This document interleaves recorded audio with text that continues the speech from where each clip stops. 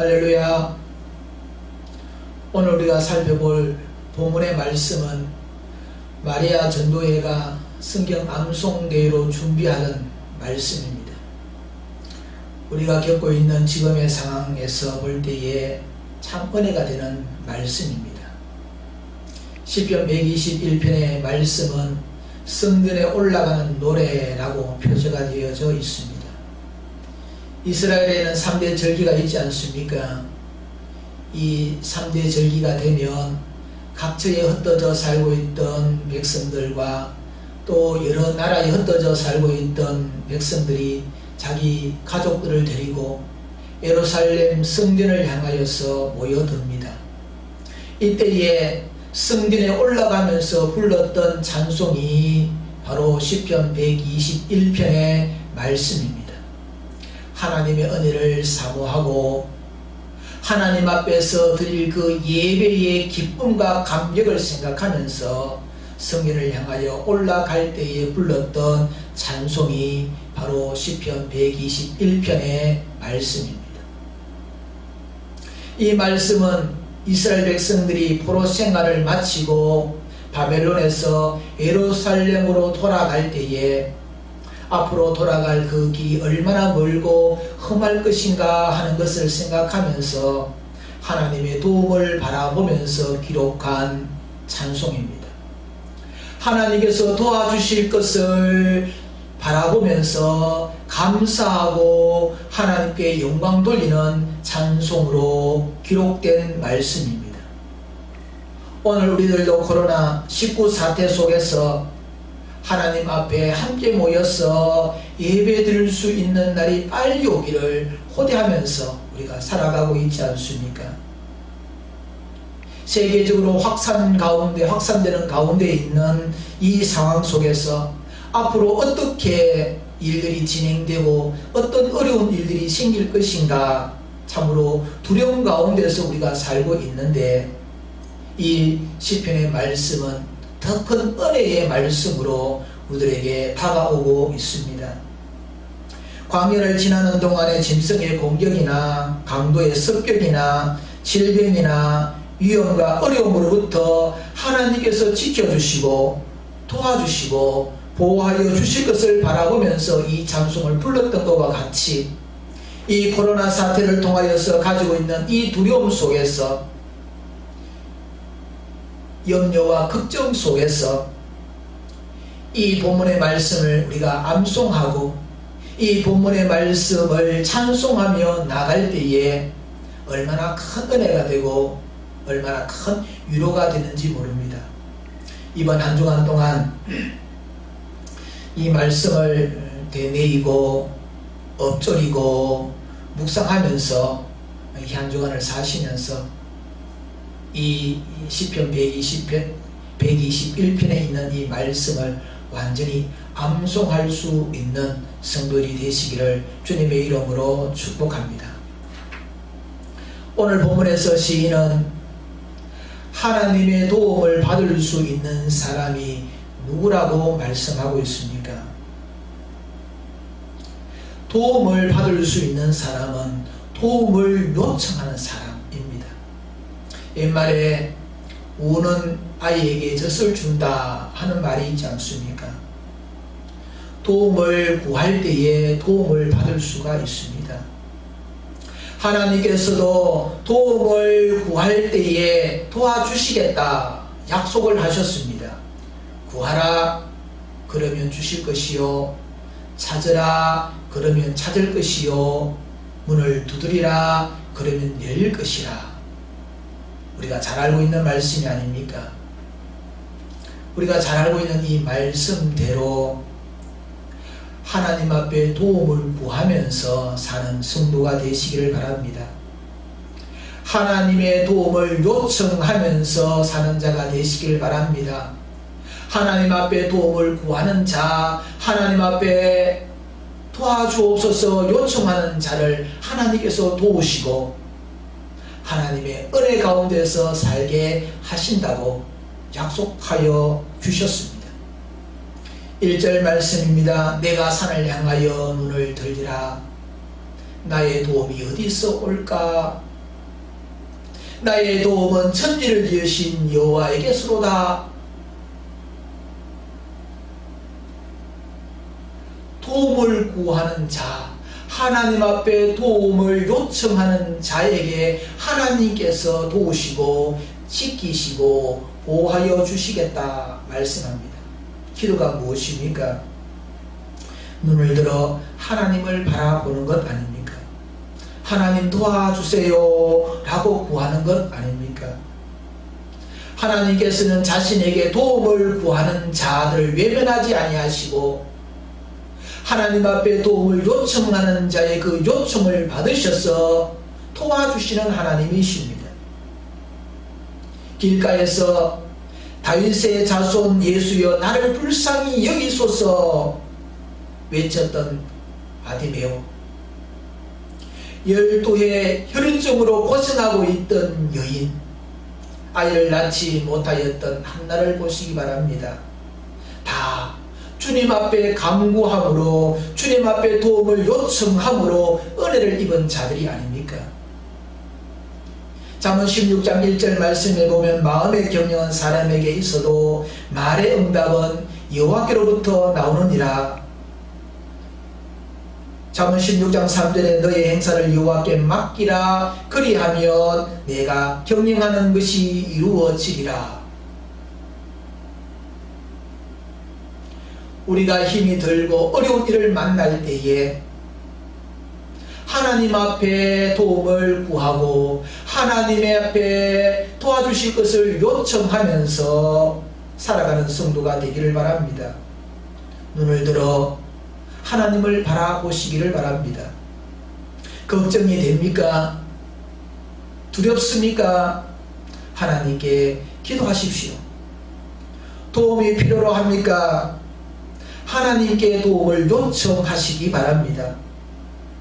길이 보이지 않습니까? 깜깜합니까? 우리의 길이 되시고 빛이 되신 주님께 간구하시기를 바랍니다. 반드시 도와주십니다. 내가 산을 향하여 눈을 들리라. 나의 도움이 어디서 올까? 나의 도움은 천지를 지으신 여호와에게서로다. 하나님의 도움을 의지하고 바라보면서 우리의 어려움을 이기고 승리하는 주의 백성들이 되시기를 주님의 이름으로 축복합니다. 이렇게 하나님 앞에 도움을 요청하는 자들에게 하나님께서는 어떻게 도와주신다 말씀하고 있습니까? 시편 121편의 말씀에 보면 눈에 띄는 단어가 들어옵니다. 지키신다는 말씀입니다. 1절로 8절에 되어져 있는 이 말씀 가운데 지키신다, 지킨다 하는 말씀이 6번이나 나옵니다. 하나님은 너를 지키시는 분이다. 하나님은 이스라엘을 지키시는 분이시다. 그러므로 두려워하지 말고 담대함으로 나아가라 말씀합니다. 하나님 앞에 도움을 요청하면 하나님께서 책임지고 지켜주신다고 약속하고 계십니다. 어떻게 책임지고 지켜주시는가 3절로 8절에서 알려주고 있습니다. 3절 4절 말씀에 보면 실족하지 않도록 지켜주신다. 그것도 졸지도 사지도 않으면서 너를 지켜주신다 말씀하십니다. 실족하지 않도록 지켜주신다. 실족이라는 말은 비틀거리고 흔들거리고 미끄러진다. 한마디로 불안정한 상태를 가리킵니다. 발을 잘못 헛디뎌졌을 때에 우리가 행동을 잘못함으로 인하여서 혼란이 오고 어려움을 겪고 힘든 일들이 생겼을 때에 이것을 우리는 실족하였다 그럽니다.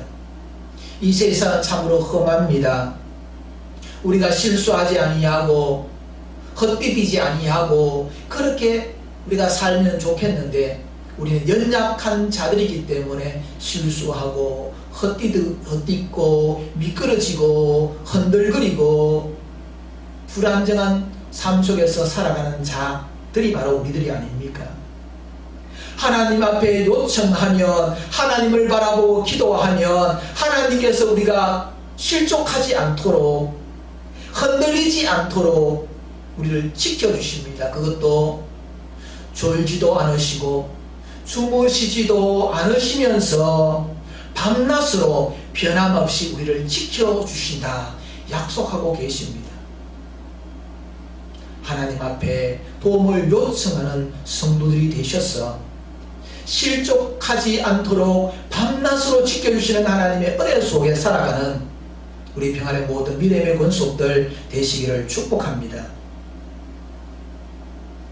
하나님께서 또 우리를 어떻게 지켜주신다 말씀하고 있습니까? 6절 말씀에 보면 낮에 해가 너를 상하게 하지 아니하며 밤에 달도 너를 해치지 아니하리로다 말씀합니다. 이 말씀은 세상의 그 어떤 것도 또 그 누구도 그 어떠한 환경도 너를 해칠 수 없다. 그 어떠한 상황, 환경 속에서 너를 해할 수 없도록 지켜주시겠다 하는 약속의 말씀입니다. 7절 말씀에서 여호와께서 너를 지켜 모든 환난을 면하게 하시며 또 내 영혼을 지키시리로다. 모든 환난에서 지켜주시는 하나님, 모든 고난에서 지켜주시는 하나님, 우리들이 살아가는 이 삶은 때로는 고통이 있고 때로는 눈물이 있고 때로는 어두움이 있지 않습니까? 고통 속에서도 내 영혼을 붙드시고 위로하시는 하나님, 내 우편에 넉넉한 그늘이 되셔서 우리를 안으시고 보호하시는 우리 하나님, 하나님 지켜주시는 그 은혜 속에서 우리가 살아가게 될 때에 우리의 삶은 안전하다, 우리의 영혼은 안전하다 말씀하고 있습니다. 우리가 하루하루 살아가는 우리의 삶 속에서 하나님께서 나를 지켜주신다, 하나님께서 나를 지켜주시는구나 하는 것을 체험하면 체험할수록 우리의 인생길은 얼마나 넉넉해지고 얼마나 안전한 길인가 하는 것을 우리가 알고 기쁨 가운데서 살아갈 수가 있는 것입니다. 계속해서 하나님께서 우리를 어떻게 지켜주시느냐 하면 8절 말씀에서 여호와께서 너희 출입을 지금부터 영원까지 지키시리로다 말씀하고 있습니다. 하나님께서 우리를 지켜주시는 게 요 순간 한순간만 지켜주시는 것이 아니라 내가 들어가고 내가 나오고 그 어떤 순간에도 하나님께서 지켜주신다, 영원토록 지켜주신다고 말씀하고 있습니다. 이 세상만 책임져 주시는 것이 아니라 내세도 하나님께서 책임져 주신다 말씀하고 있습니다. 그렇기 때문에 염려하지 말라는 것입니다. 두려워하지 말라는 것입니다. 하나님께서 우리를 이 땅에 두신 목적이 있습니다. 하나님께서 이 땅에 살게 하시는 하나님의 우리들에게 주신 사명이 있습니다. 사명을 다 이룰 때까지, 하나님께서 우리를 불러가시는 그날까지 우리가 주님을 바라보면서 살아가게 될 때에 하나님께서는 우리를 영원토록 지키셔서 그 어떠한 환난도, 그 어떠한 어두움도, 그 어떠한 걱정 속에서도 우리를 지키시고 면하도록 우리를 인도하여 주시는 것입니다.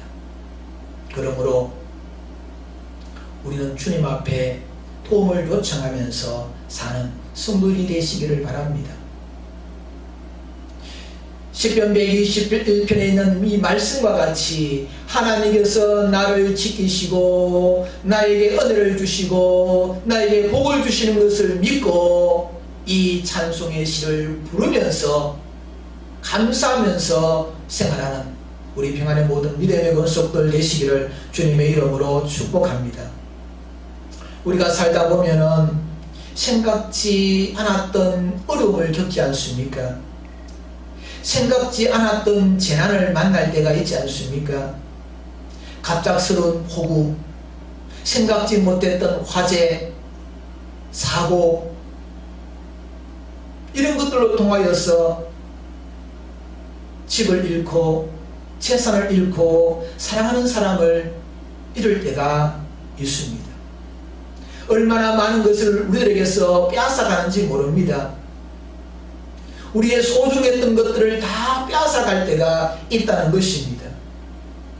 코로나19 사태 또한 그렇지 않습니까? 우리가 생각하지 못했던 재난이 아닙니까?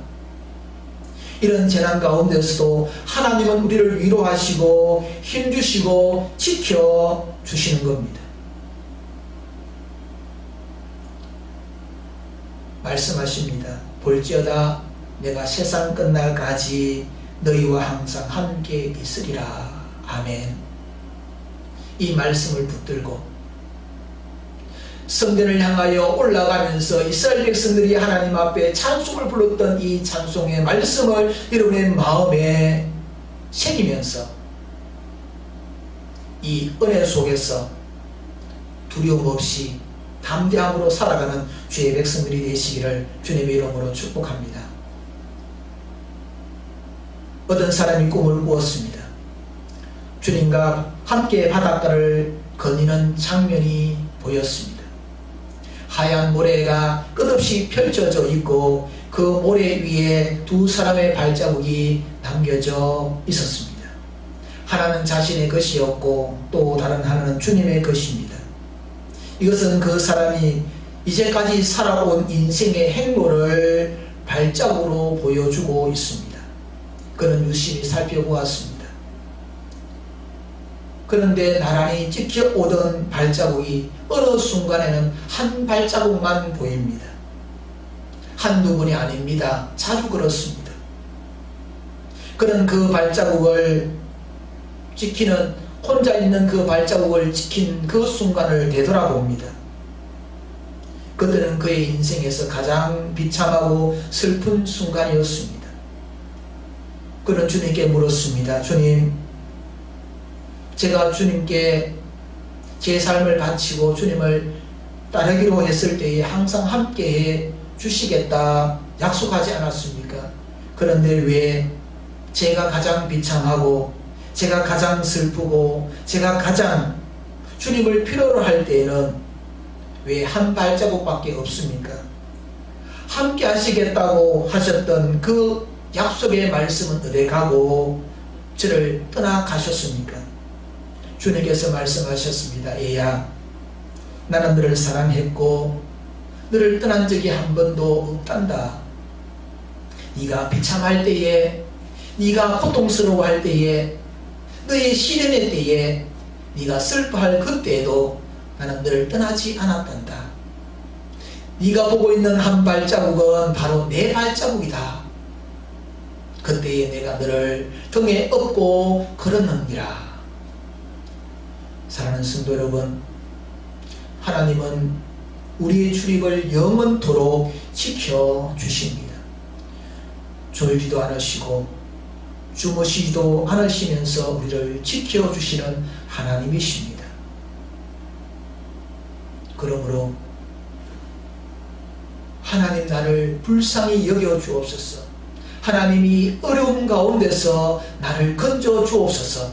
하나님 앞에 요청하면서 살아가는 평안의 모든 믿음의 권속들 되시기를 주님의 이름으로 축복합니다.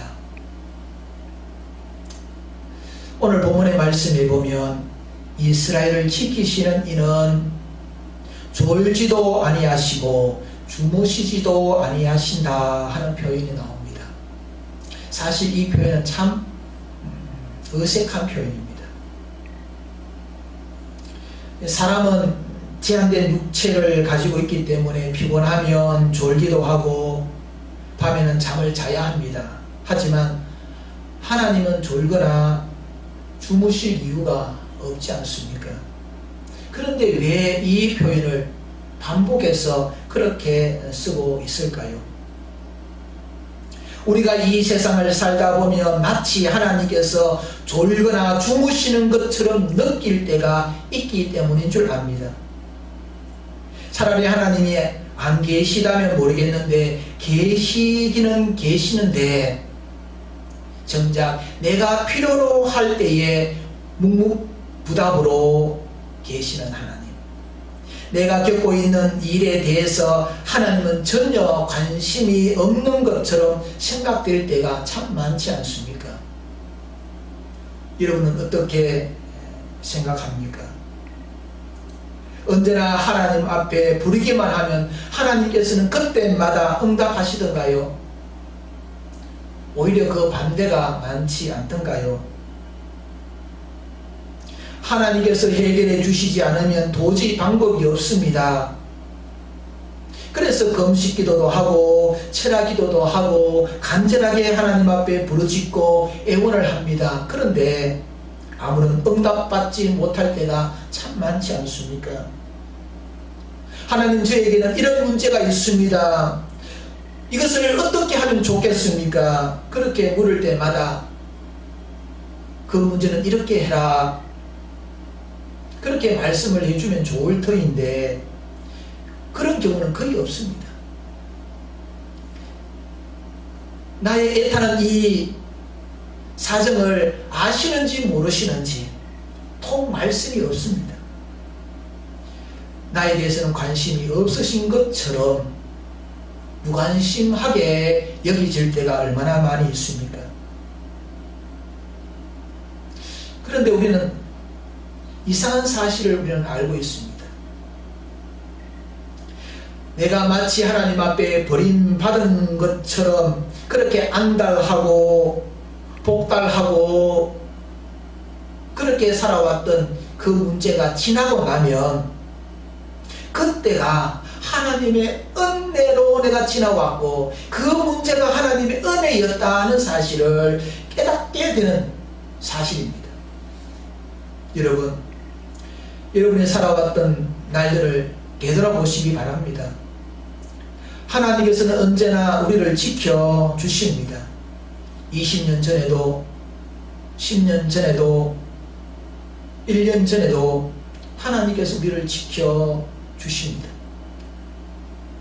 그러니 지금도 하나님께서 우리를 지켜주십니다. 분명히 하나님께서는 우리를 지켜주신다 약속하셨고 그 약속대로 신실히 우리를 지켜주시는 하나님이십니다. 그런데 문제는 단지 우리가 그것을 알지 못한다 하는 것뿐입니다. 몰랐다가 시간이 지나고 난 다음에야 우리가 알지 않습니까? 지금도 마찬가지입니다.